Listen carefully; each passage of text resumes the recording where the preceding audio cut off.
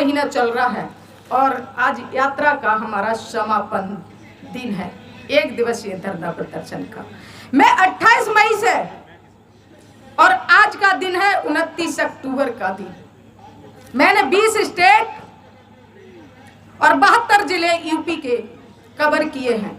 क्यों किए, क्या जरूरत पड़ी थी मुझे, ये बता रही हूं।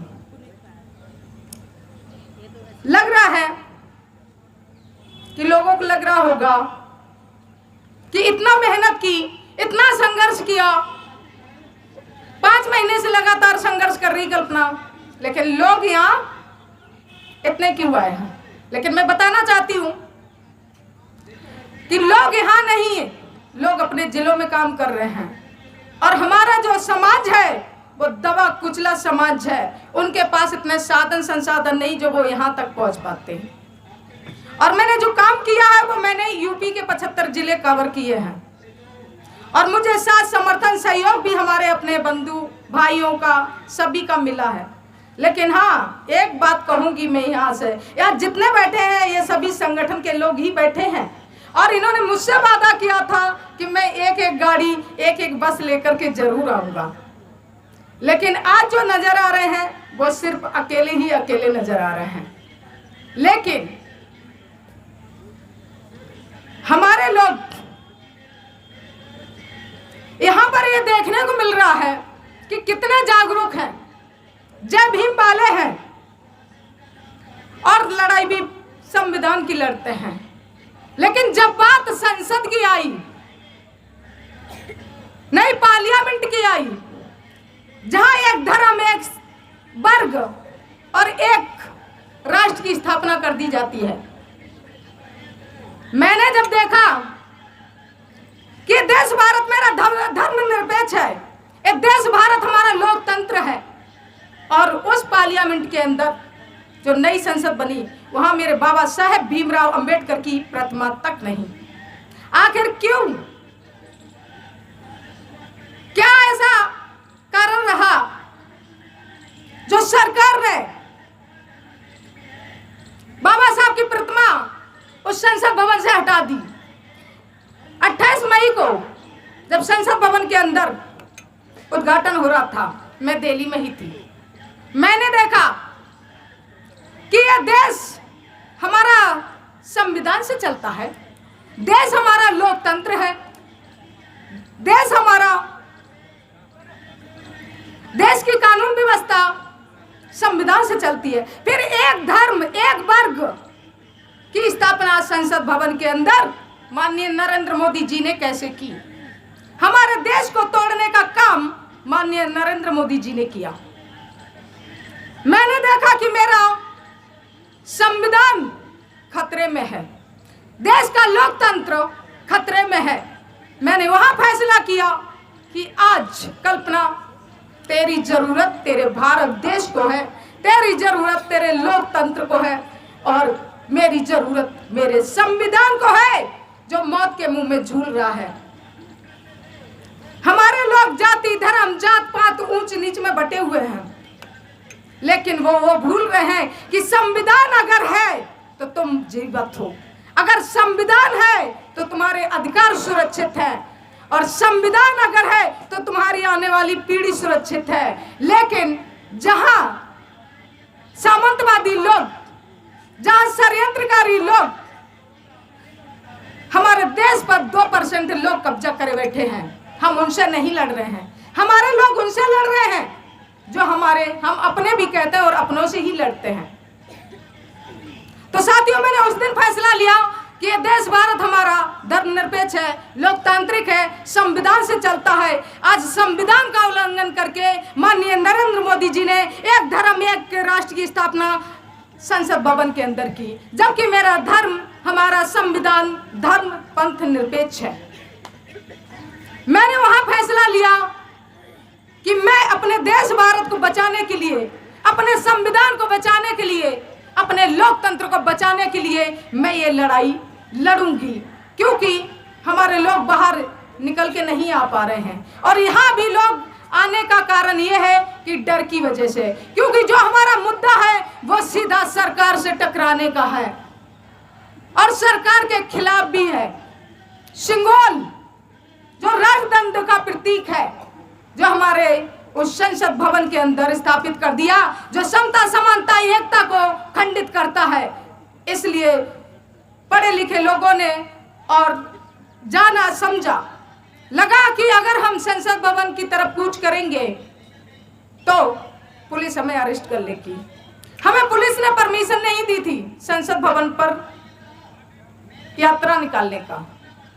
मैंने पेपर में दिया है कि मैं जंतर मंतर से लेकर के संसद भवन की तरफ पैदल मार्च करूंगी, लेकिन हमें एक दिन का और वो भी 2 बजे तक की प्रोटेस्ट करने के लिए हमें परमिशन थी। सरकार जिस तरीके से हमारे अधिकारों को खत्म करने का काम कर रही है, और जिस तरीके से लोकतंत्र को खत्म करने का काम कर रही है, जिस तरीके से हमारे संविधान को खत्म करने का काम कर रही है, ये सरकार को चिताने का मैं काम कर रही हूँ कि ये देश भारत धर्मनिरपेक्ष है और लोकतांत्रिक है, संविधान से चलता है। और ये बेटी ने जो मांगे अपनी रखी है और अपनी मांगों को पूरा अगर मेरी सरकार ने नहीं किया मेरी मांगों को, तो मैं दोबारा जेल भरा आंदोलन करूंगी। मैं अकेली भी नहीं डरती हूँ, चाहे मेरे साथ 2 लोग खड़े हैं वो हजारों के बराबर है। हमारी बहन रितु सिंह 2 महीने से धरना प्रदर्शन कर रही है, लेकिन सरकार की कान पे जू नहीं रिंग रही है। मैं 5 महीना से संघर्ष कर रही हूँ संविधान को बचाने के लिए। संविधान में आर्टिकल्स में संशोधन करके हमारे अधिकारों को कमजोर किया जाता है और हमारे अधिकारों को छीनकर हमारे शिक्षा, स्वास्थ्य, रोजगार, नौकरियों को छीन करके हमें आर्थिक और मानसिक रूप से गुलाम बनाने का हमारे लोगों को काम किया जाता है। तो मैं साथियों कहना चाहती हूँ कि आज आप यहाँ बैठे हैं, आने वाला समय तुम्हें यहाँ बैठने लायक ये लोग नहीं छोड़ेंगे। इनसे अब टकराने की जरूरत है, इनसे अपने हक अधिकारों के लिए लड़ने की जरूरत है। अगर आज शांत बैठे रहे तो आने वाली पीढ़ी तुम्हारी गुलाम बन जाएगी। हमने फैसला लिया कि मैं आखिरी सांस तक लड़ूंगी अपने देश भारत, अपने संविधान को बचाने के लिए, अपने लोकतंत्र को बचाने के लिए। अगर सरकार जेल में डालेगी हम तब भी धरना आंदोलन चलाएंगे। अगर सरकार हमारा शोषण करवाएगी हम उसके लिए भी तैयार रहेंगे, लेकिन मैं अपने कदमों को पीछे नहीं हटाऊंगी, सरकार के सामने नहीं झुकूंगी, क्योंकि मैं वो बगावत का कारवां लेकर के निकली हूँ, वो मानवर साहब का कारवां लेकर के, जो गाँव गाँव गली गली मोहल्ले में जा जा करके सोए हुए लोगों को जगाने का काम करा और 4-4 बार बहन जी को प्रदेश का मुख्यमंत्री बनाने का काम किया। और बाबा साहब ने हमें उस गुलामी की व्यवस्था से निकाल करके हमें उनके बराबर ला करके खड़ा कर दिया। जो हमारी व्यवस्थाओं को, हमारे संविधान को खत्म करने का काम जो तानाशाही लोग सरकार में बैठ के कर रहे हैं, उनको चिताने के लिए मैं आंदोलन किया और ये चिताने के लिए मैंने आज ये धरना प्रदर्शन किया। और अपना 5 महीना मेरे पूरे हुए यात्रा का उसको समापन के लिए मैंने इस धरना प्रदर्शन किया है कि आज मेरी यात्रा का समापन भी है। और सरकार को चेतावनी है मेरी कि हमारी मांगों को मान ले, अन्यथा जेल भरा आंदोलन करेंगे। अब मैं अपने देश, अपने लोकतंत्र के साथ तुम्हें खिलवाड़ नहीं करने देंगे। ये देश की बेटी, ये समाज की बेटी तुम्हें चेतावनी देती है कि मैं हर हाल में तुम्हारा मुकाबला करेंगे। यहाँ की भीड़ को देखने की कोशिश मत करना कि यहाँ तो 100 लोग आए हैं, 200 लोग आए हैं, 500 लोग आए हैं, क्योंकि जब हमारा समाज जाग जाएगा तो तुम्हें इस देश भारत में पैर रखने की जमीन नहीं मिलेगी। और आज हमारा देश, हमारा भारत के लोग, हमारे जो बहुजन समाज के लोग हैं वो सो रहे हैं, लेकिन ये बेटी आज घर घर, गांव गांव, गली गली तक जाकर जगाने के काम करेगी। क्योंकि ये यात्रा मेरी यही समापन नहीं है, ये तो मैंने 1 दिवसीय धरना प्रदर्शन के लिए आह्वान किया था, तो मैंने भी ये देखना चाहा था कि मेरे लोग कितने जागरूक हैं और कितने अपने महापुरुषों के प्रति समर्पित हैं और कितने अपने संविधान और अधिकारों के प्रति जागरूक है, वो मैंने देखना चाहा था। लेकिन अब मुझे और भी लड़ाई तेज करनी पड़ेगी और मैं और भी लड़ाई इसको तेज करूंगी और अपनी लड़ाई को जारी रखूंगी। यदि हमारी सरकार ने मांगों को नहीं मांगा, शिक्षा, रोजगार, जल जंगल, जमीन बराबर की हिस्सेदारी नहीं देगी, तब तक मेरी यात्रा जारी रहेगी। जब तक शिक्षा बराबर लागू नहीं करेगी सरकार, हमारी यात्रा जारी रहेगी। जब तक पुरानी पेंशन को बहाल नहीं करेगी सरकार, हमारी यात्रा जारी रहेगी। तब तक हमारी यात्रा जारी रहेगी जब तक नशा मुक्त भारत नहीं करेगी, जब तक महिलाओं को बराबरी की हिस्सेदारी नहीं सरकार देगी कि सभी वर्गों में सभी विभागों में, तब तक मेरी ये यात्रा जारी रहेगी। अब मान सम्मान स्वाभिमान की लड़ाई के लिए मैं मैदान में उतरी हूँ। मैं घर वापसी नहीं करूंगी, चाहे मेरी जान जाए या जान रहे, चाहे मुझे फांसी पे चढ़ना पड़े, चाहे सरकार आज फांसी पे चढ़ा दे, चाहे अभी अरेस्ट कर ले, नो प्रॉब्लम मुझे, क्योंकि मैं देश भारत को, अपने संविधान को बचाने के लिए, अपने महापुरुष बाबा साहेब के अपने विरासत के रूप में दिए संविधान को बचाने के लिए मैं ये लड़ाई लड़ रही हूँ। मैं किसी भी हाल में अब पीछे नहीं हटूंगी। ये वादा करके मैं अपने आप से संकल्प लेकर के अपने घर द्वार को छोड़ करके निकली हूँ। ये मैं देश और भारत और यूपी में गांव-गांव, गली-गली, मोहल्ले जा करके मैं अपने लोगों को जगाने का काम करूंगी। यह सरकार आपके अधिकारों को किस तरीके से खत्म करने का काम कर रही है साथियों। आज संविधान को बचाने की जरूरत है। अगर आप सच्चे अनुयायी बाबा साहेब के हैं और सच्चे अनुयायी अपने महापुरुषों के हैं तो संविधान की रक्षा करोगे तो संविधान तुम्हारी रक्षा करेगा। अगर संविधान खत्म तो तुम सब खत्म हो जाओगे। ये तुम्हें फैसला करना है, क्योंकि ये संविधान बाबा साहेब की विरासत के रूप में आपको बाबा साहेब संविधान दे गए। दोबारा तुम्हें गुलामी की जंजीरों से बाबा साहब आजाद कराने नहीं आएंगे। तुम्हें अपने हक अधिकारों की लड़ाई लड़नी खुद पड़ेगी। मानवर कांसी राम तुम्हें दोबारा जगाने नहीं आएंगे, तुम्हें खुद जागना पड़ेगा। और ऐसे दुश्मन षड्यंत्रकारी लोगों की नीतियों को समझने की जरूरत है। बाबा साहब की प्रतिमा संसद में न लगाने का कारण है तुम्हारे विरासत को खत्म करने का काम कर रही है सरकार। 25 दिसंबर 1927 में बाबा साहब ने मनुस्मृति का दहन किया था। ये सामंतवादी लोग उसका बदला ले रहे हैं। उनको चुभ रहा है कि तुम बराबर कैसे आकर के बैठ गए उनके बराबर पे, कैसे नौकरी, कैसी शिक्षा पाने लग गए। इसलिए आपको उसी व्यवस्था में दोबारा भेजने का काम ये सरकार कर रही है। तुम्हारी आने वाली पीढ़ी को दोबारा गुलाम बनाने का काम कर रही है साथियों। तो आपको खुद समझना पड़ेगा कि ये षड्यंत्रकारी लोग संविधान में संशोधन करके संविधान को कमजोर कर रहे हैं। कोई भी कार्य संविधान के दायरे में रहकर ये सरकार नहीं कर रही है। तो मैं सरकार को चिताना चाहती हूँ, अगर मैं प्रधानमंत्री नरेंद्र मोदी जी भी अगर प्रधानमंत्री बैठे हैं तो वो भी संविधान की बदौलत बैठे हैं, तो संविधान के दायरे में रहकर सरकार काम करे। अन्यथा हम जेल भरा आंदोलन नहीं, ईंट से ईंट बजाने का काम करेंगे। अपने अधिकारों के लिए मैं किसी हद तक गुजरूंगी, लेकिन मैं पीछे नहीं हटूंगी, क्योंकि मैं बगावत का आलम लेकर के निकल पड़ी हूँ और सामंतवादियों की जमीनें खिसकने लगी हैं। मैं सींचने लगी हूँ अपने बगावत के लहू से, मैं सींचने लगी हूँ बगावत के लहू से। सामंतवादी टकराने लगे हैं मुझसे, क्योंकि हमारी कई बार यात्रा रास्ते में रोकी, जगह जगह पुलिस ने मुझे परेशान किया। जब मैं यात्रा चला रही थी आज 5 महीने से, बहुत परेशान किया मुझे, लेकिन मैं फिर भी हार नहीं मानी। मैं किसकी लड़ाई लड़ रही थी साथियों? क्या ये लड़ाई हमारे अकेले की लड़ाई है? ये लड़ाई हम सब की लड़ाई है, देश की लड़ाई है, लोकतंत्र की लड़ाई है, संविधान की लड़ाई है। फिर कैसे हम कायर बुज़दिल होकर के हम अपने महापुरुषों की विरासत को खत्म कर होते हुए देख रहे हैं? क्या हमें शर्म नहीं आती है?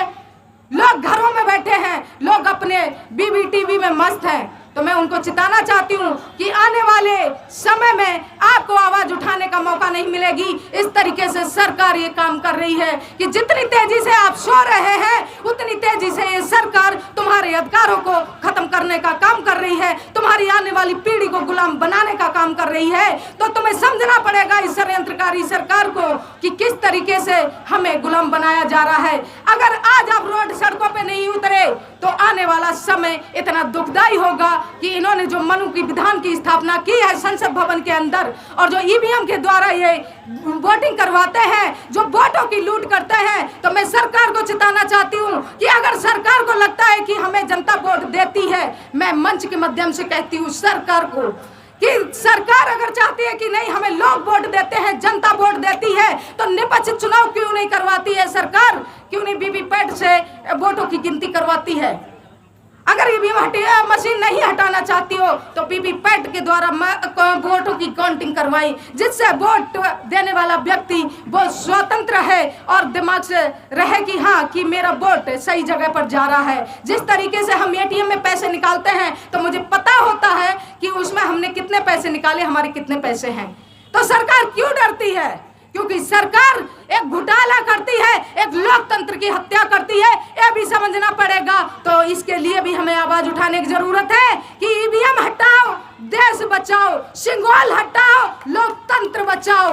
अगर ऐसे नहीं किया आप लोगों ने और एक साथ एक मंच पे एक बैनर तले नहीं आए तो ये सरकार तुम्हें उसी व्यवस्था में भेजने का काम करेगी जहां से आपके बाबा साहेब भीमराव अंबेडकर तुम्हें लेकर के आए हैं। साथियों, संघर्ष करो, हम तुम्हारे साथ हैं। कल्पना बहन मोदी, आप संघर्ष करो, हम तुम्हारे साथ हैं। जय जय जय जय जय भीम, जय भीम, जय भीम। आपको ये समझने की जरूरत है कि किस तरीके से हम कहां से कहां पहुंच गए हैं और हमसे रोजगार, शिक्षा, जमीन, नौकरियां हमसे छीन ली गई हैं। आज शिक्षा इतनी महंगी कर दी सरकार ने कि हम अपने बच्चों को पढ़ा भी नहीं सकते हैं, आने वाली पीढ़ी को वो शिक्षा नहीं दे सकते हैं। निजीकरण करके सरकार ने हमारे रोजगार छीन लिए, नौकरियों से हमें बाहर कर दिया है। तो हमें समझने की जरूरत है साथियों कि इनके षड्यंत्र को समझो, नहीं तो तुम उसी व्यवस्था में गले में हाड़ी, कमल में झाड़ू और बाहर रोड पे सोने के लिए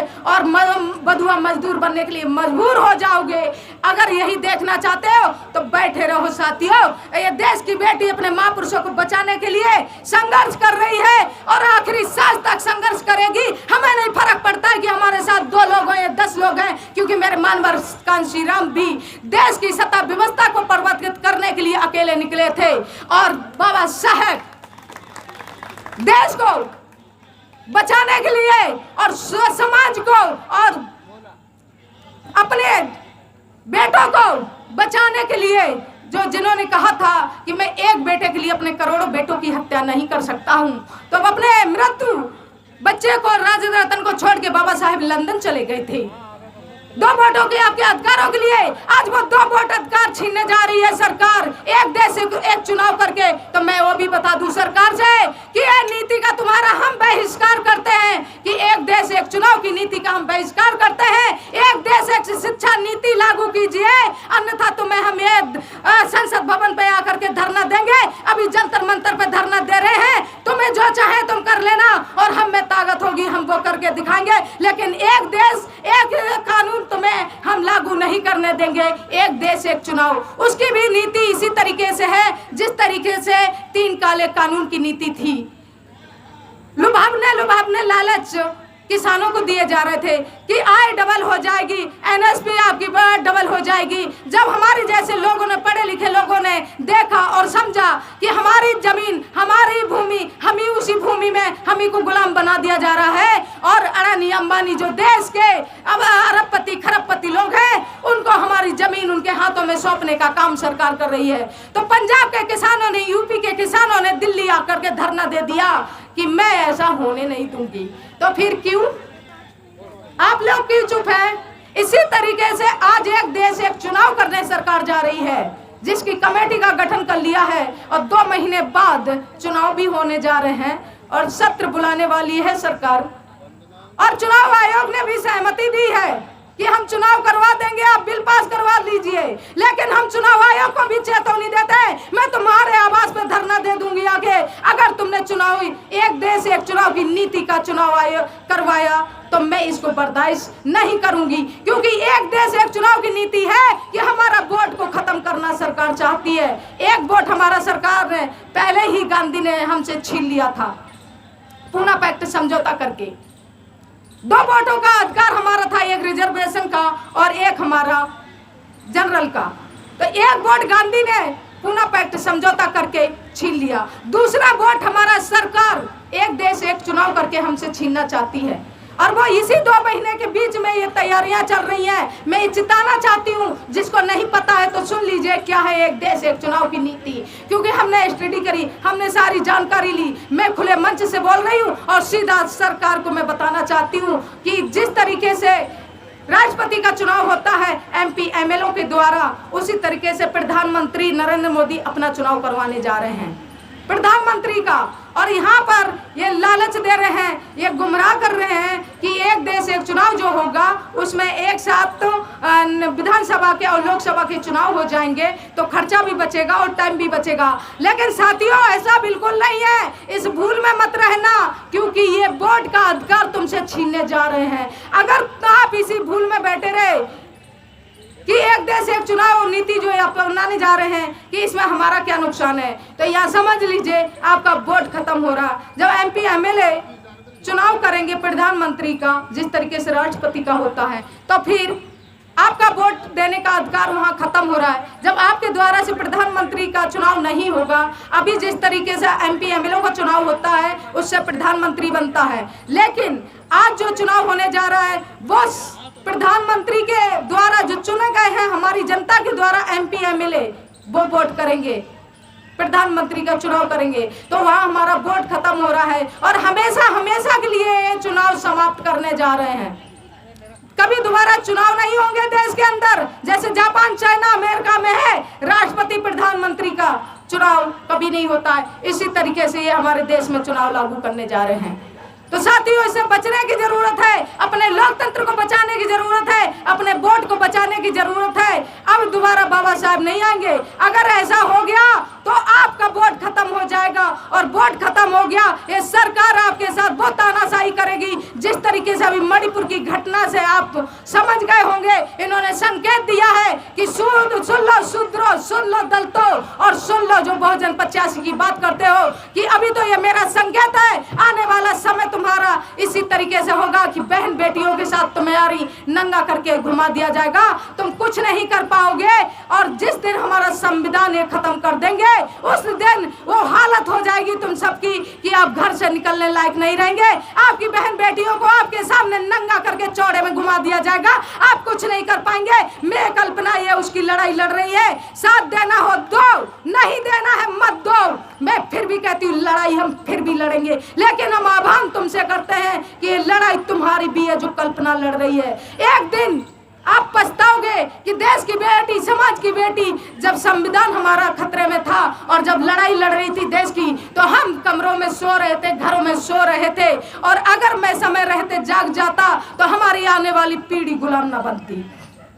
साथियों, समय बहुत हो गया है, समापन की ओर जा रहा है, और मैं सरकार को चिता रही हूं एक बार पुनः दोबारा कि हमारी मांगों को मान ले सरकार, नहीं तो ये तो हमारा एक आईना था, छोटी सी अंगड़ाई थी दिखाने की, और हमारा अगला स्टेप 26 नवंबर से हम मतदाता जागरूकता अभियान लगातार चलाएंगे, और लगातार जब तक सरकार को सत्ता और व्यवस्था से बाहर करने का काम नहीं करेंगे, मैं घर वापसी नहीं करूंगी। ये संकल्प हम आज फिर हम यहाँ से जंतर मंतर की धरती से लेते हैं, क्योंकि अब हमारे मान सम्मान स्वाभिमान की लड़ाई है, और हमारे महापुरुषों की विचारधारा की लड़ाई है, हमारे संविधान की लड़ाई है कि मैं किसी भी कीमत में हम सरकार को अपने मकसद में कामयाब नहीं होने देंगे। क्योंकि अगर तूफान अगर उफान पे है, तूफान अगर उफान पे है, तो मेरे भी हौसले आसमान पे है। सुन ले सरकार, अगर हमारे इन हौसलों को और हमारे इन पंखों को टूटने का कोई गम नहीं, चाहे तो मौत दो या दर्द दो, चाहे जेल में डालो या फांसी पे चढ़ाओ, मुझे कोई गम नहीं। लेकिन मुझे अफसोस जरूर होगा कि मेरे बाबा साहब की विरासत जब खत्म हो रही थी, तो हमारे अपने लोग जिनको हम अपना बहुजन समाज कहते हैं, वो सो रहा था। ये अफसोस है, और बाबा साहब भी आगरा की धरती पर इन्हीं आंसुओं के साथ रोए थे कि हमारा बहुजन समाज, हमारे पढ़े लिखे लोग, कुछ लोग हैं कि जो पढ़े लिखे लोग होकर के भी आज अंधभक्त बने हुए हैं। आज भी वो समझ नहीं पा रहे हैं कि हमारा संविधान हमारी रक्षा करता है, संविधान हमारे अधिकार देता है, संविधान हमारी सांसें हैं, लेकिन उनको लग रहा है कि ये कल्पना की लड़ाई है, कल्पना लड़ेगी। हाँ, जरूर हमारी लड़ाई है, जरूर हमारा स्वार्थ है, क्योंकि ये बाबा साहब का संविधान है, तो रक्षा करना भी दायित्व तो हमारा है, क्योंकि मैं बाबा साहेब भीमराव अंबेडकर की बेटी हूँ। इसलिए हमारी बहन रितु जो कॉलेज में प्रोफेसर हैं दिल्ली यूनिवर्सिटी में, आज 2 महीने से धरना प्रदर्शन कर रही हैं, लेकिन सरकार ने एक बार भी बात करने के लिए तैयार नहीं हुई, और मनुवादी मानसिकता के लोगों ने उनको परेशान किया, प्रताड़ित किया जाति और धर्म के नाम पर। और वो बेटी देश के लिए, अपने लिए, वो अपने लिए अकेले नहीं लड़ रही है बहन, क्या तुम अकेले अपने लिए लड़ रही हो ना? वो आने वाली तुम्हारी पीढ़ी के लिए आज वो धरना दे रही हैं यूनिवर्सिटी के सामने। किसके लिए? क्योंकि वो दिखा रही है कि तुम जागो बेटियों, जागो बहनों, क्योंकि ये तुम्हारे मान सम्मान की लड़ाई है, ये आपके अधिकारों की लड़ाई है। जो आपको दम दर्जे में रखा गया, आपके अधिकारों को कुचला गया, आपको कुचला गया है। आज हमारा वक्त आ गया है और आज हमें अपने अधिकारों की लड़ाई लड़ने की जरूरत है। आज रोड सड़कों पे उतरने की जरूरत है। आज इन मनुवादियों से टकराने की जरूरत है। अगर आज तुम नहीं जागी और अगर आज तुम नहीं जागे तो हमारी जैसी बेटियां कितनी हार मान के बैठ जाएंगी। ये प्रोफेसर हमारी रितु बहन जी ये दिखाने और समझाने और बताने का काम कर रही है। तो मैं अपने मंच के माध्यम से ये वादा करते हैं कि मैं तुम्हारे आखिरी सांस तक मैं तुम्हारे साथ हूँ और ये लड़ाई तुम्हारे अकेले की नहीं है बहन मेरी। मैं दोनों मिल करके तीनों इस लड़ाई को और तेज करूंगी और सरकार को दिखा दूंगी कि ये देश की बेटियां और देश की कमान अब संभाल ली है। हम अपने हक अधिकारों के लिए तुमसे टकराने का काम करेंगे और अपने अधिकार तुम्हें छीनने नहीं देंगे किसी भी कीमत में। और आपकी ये तानाशाही नहीं चलने देंगे किसी भी कीमत में, चाहे हमारे पुरुष लोग जागे या घर में चूड़ियां पहन के बैठे रहे। मैं मंच से ये बात कहती हूँ क्योंकि हमारे लोग जाग नहीं रहे हैं, समझ नहीं रहे हैं। क्यों, क्या कारण है ऐसा? जो दुश्मन को हमने जिता करके संसद पार्लियामेंट में भेजा, वो दुश्मन जो हमारे MP MLA जिनको हम कहते हैं बहुजन समाज का नाम देते हैं, उन पट्टाधारी को कुत्तों को मैं बताना चाहती हूँ जो सरकार के पल्लू में बैठे हैं, जो MP MLA हैं, जो जनता के द्वारा चुन के गए हैं, जो हमारे अधिकारों को, हमारी आने वाली पीढ़ी के अधिकारों को खत्म करने का काम करते हैं। इनके भी घरों का घेराव करो, इनका भी बहिष्कार करो क्योंकि इनकी कलम के द्वारा हमारे हक अधिकारों को खत्म करने का ये लोग काम करते हैं। इनका भी बहिष्कार करो क्योंकि ये जनता के द्वारा चुन के गए हैं और ये सरकार की पल्लू में बैठ के अपनी कलम के द्वारा हमारे आने वाली पीढ़ी को गुलाम बनाने का काम करते हैं। जब भी कोई बिल पारित होता है, जब भी कोई कानून लागू होता है तो इनके सबके साइन होते हैं, तब बिल पारित होता है, तब कानून बनता है। तो सबसे पहले इनके इलाज करने की जरूरत है कि मैंने तुम्हें क्यों पार्लियामेंट में भेजा था, इसलिए कि हमारे हक अधिकारों को खत्म करने का काम करेंगे आप। जब तक आप इनका बहिष्कार नहीं करेंगे सरकार आपकी बात नहीं सुनेगी। और बहन, हम सब मिलकर के, मैं बहनों को बताना चाहती हूँ, अपनी बेटियों को बताना चाहती हूँ, अपने लोगों को बताना चाहती हूँ कि इस लड़ाई को और तेज करने की जरूरत है साथियों। अगर ऐसा नहीं किया तो दोबारा चुनाव देश में नहीं होंगे। 2024 की आप भूल जाइए कि 2024 में चुनाव होंगे क्योंकि सरकार ने पहले ही सारी तैयारियां करके रखी है कि तुम्हारी जरूरत ही ना पड़े और चुनाव भी करवा ले, जिसके लेकर के एक देश एक चुनाव की नीति को अपनाया है सरकार ने। तो इससे पहले आपको अपने गांव, अपने जिला, अपने मोहल्ला, अपने तहसील में ज्ञापन देना होगा। सबसे पहले हमें एक देश एक चुनाव की नीति को रोकना होगा क्योंकि ये उतनी भयंकर नीति है जितनी देश के एक काले कानून की नीति है। तो मैं साथियों अपनी बात को विराम देना चाहती हूँ। आज मेरी यात्रा का समापन है, 5 महीना हमारे पूरे हुए। अगली यात्रा हमारी मतदाता जागरूकता अभियान चलो गांव की ओर की यात्रा 26 नवंबर से हम शुरुआत करेंगे। तो आप सबका हमें उसमें भी साथ समर्थन सहयोग चाहिए, अपने जिले, अपने मोहल्ले, अपने गाँव, अपने तहसील में, क्योंकि हम ये लड़ाई आगे भी जारी रखेंगे। हमारी आज की यात्रा जरूर समापन है, अगली यात्रा हम 26 नवंबर से शुरुआत करेंगे। सभी भाई, सभी बहनों का और सभी मीडिया बंधुओं को मेरा नमो बुद्धाय, जय भीम, जय भारत। जोर जुर्म की टक्कर से संघर्ष हमारा नारा है, जोर जुर्म की टक्कर से संघर्ष हमारा नारा है। ये भारत देश हमारा है, ये भारत